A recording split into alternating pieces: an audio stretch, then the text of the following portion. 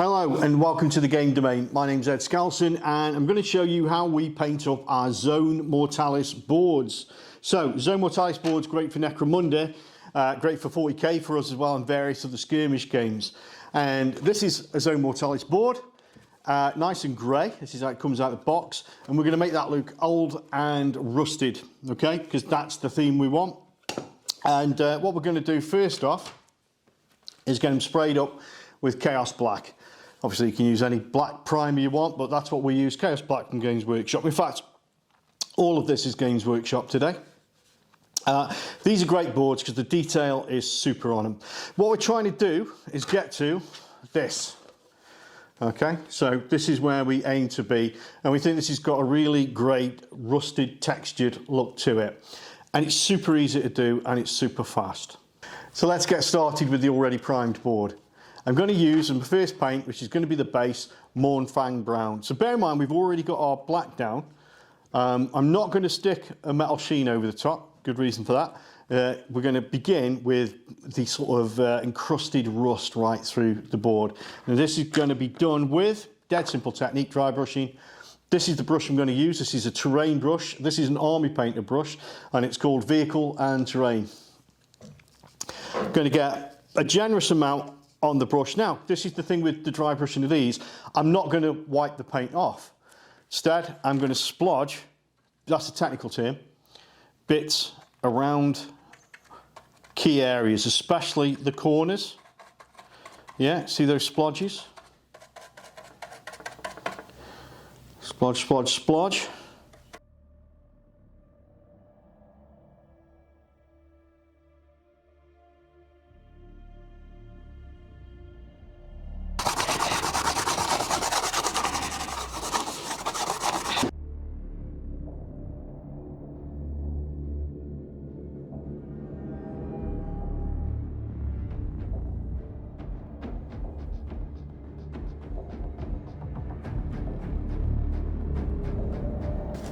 Okay, so there we go, a really nicely rusted floor area. Super easy, just remember to do the edges as well, so it look a bit weird when you connect it up with your other tiles. Once you got that bit done, next comes the metallic look to it. So we're going to use dry paints, Necron Compound. Absolutely terrific stuff, only discovered this recently.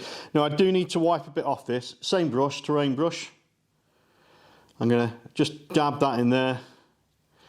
Get a bit on the brush. I am going to dry it down a little bit. I would imagine the idea of dry paints is you're not supposed to have to do this, but I don't want this building up too much on the edges or recesses.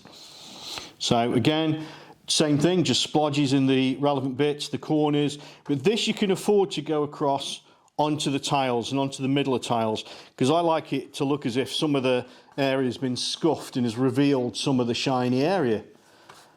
So pretty much the same thing, just not as much of it. Okay, so I'm putting not a splodge, but certainly a reasonable amount of paint into these center areas, and I'm going to brush it in and around the channels.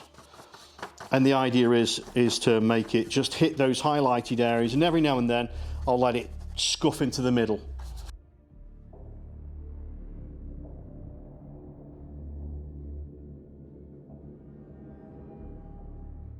Okay, next bit is going to be dry riser rust. This stuff's terrific.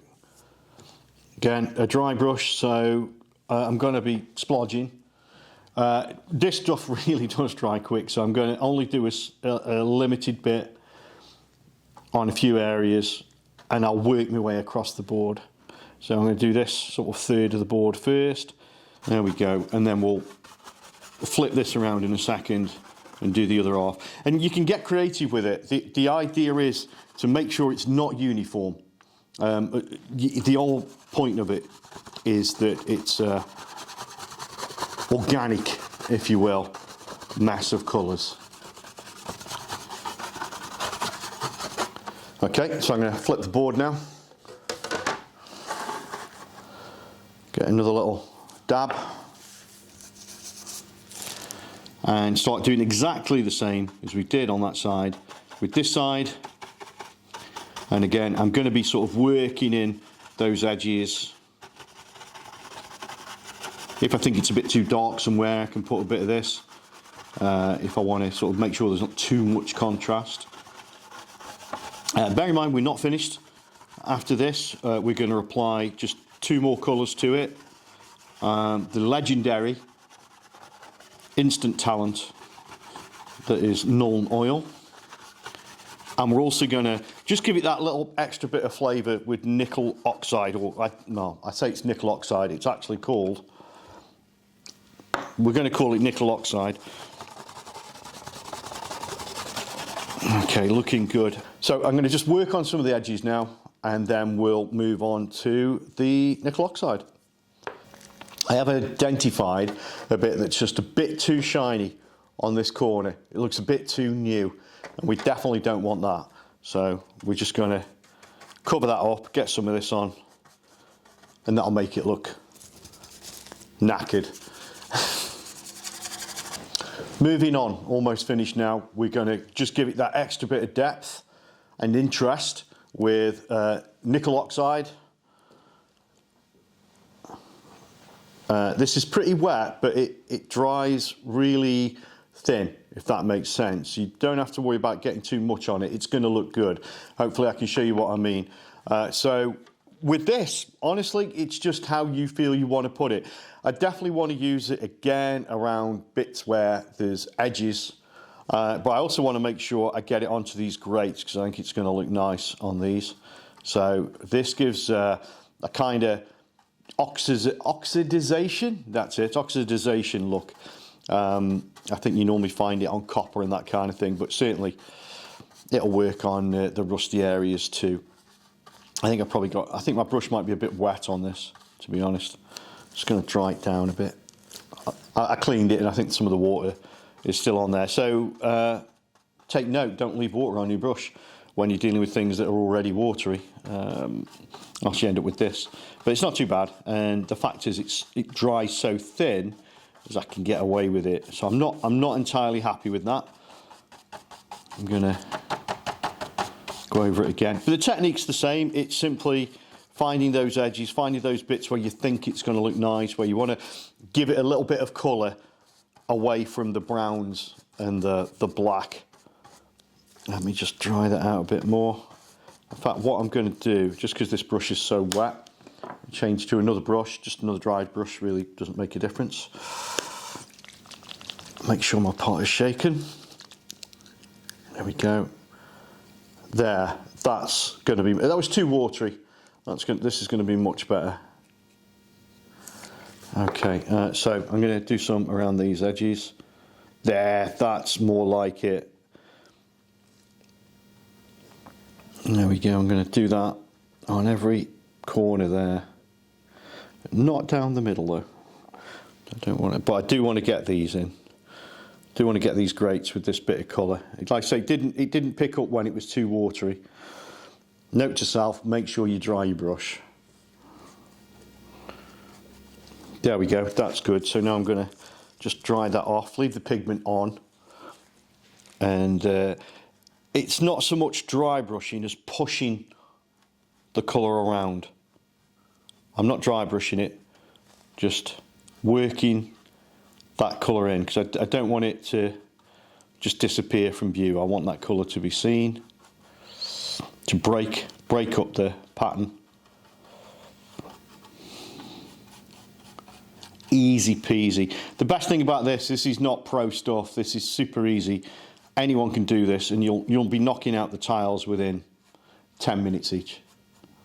Then you can get straight down to working onto the important stuff, your figures, getting your gangs on the table, playing the game.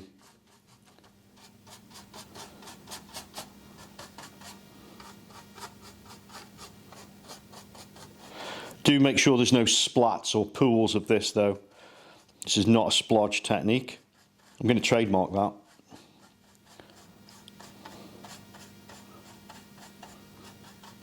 I can see a few brush strokes in there, so I'm just going to lightly work that around so there's no brush strokes. Don't want any splodges, no pools, no brush strokes. Okay, I think that looks pretty good. The next and final stage is to get some shadowing back into this. So we've raised all these edges, all these channels, We've put in the varied colours, so we've got the Mornfang Brown, Chaos Black, we've got Necron Compound adding the metallic shine to it. Nickel Oxide is giving it that extra grimy look, and now we're going to really give some definition back to the channels, and that'll finish it off, hopefully. You may want to touch it up a little bit after you've done your Nuln Oil. Maybe you'll want to pick out the odd bit here and there, but by and large, I'd say your tile is then finished. Let's commence with the Nuln Oil. Nuln Oil, godly when it comes to creating depth, when you want shadows, and if you want to blur over any harsh pieces of lighter area. So we're just going to get quite a bit on the brush. We're going to soak the brush in Nuln Oil. There's no need to be delicate, and I'm going to start running it all through each of the channels. It doesn't matter if you go over, just bring the brush along, let all that lovely Nuln Oil goodness drive its way into those gaps, and it will give you shadow, give you depth, give you that 3D look that we crave for our scenery, for our models. All praise be to Nuln Oil. Okay, I think I'm finished.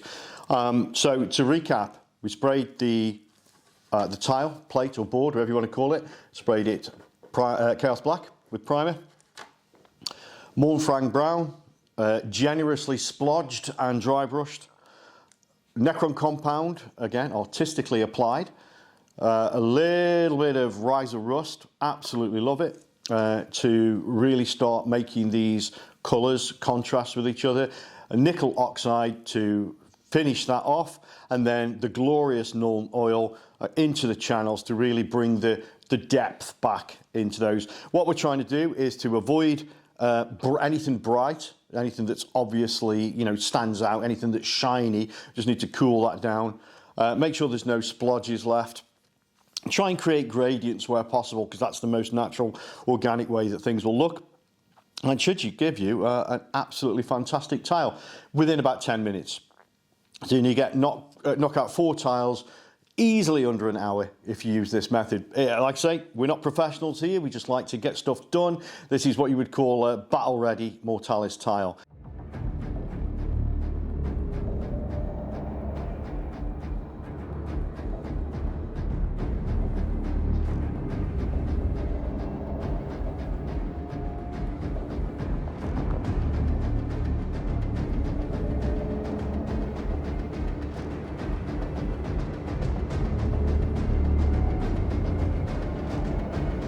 So I hope you've enjoyed that. If you have, please do like it and comment in the thread below. And if there's anything else like this you'd like to see us do, then let us know, and we'll happily put the time aside to get them done and presented for you.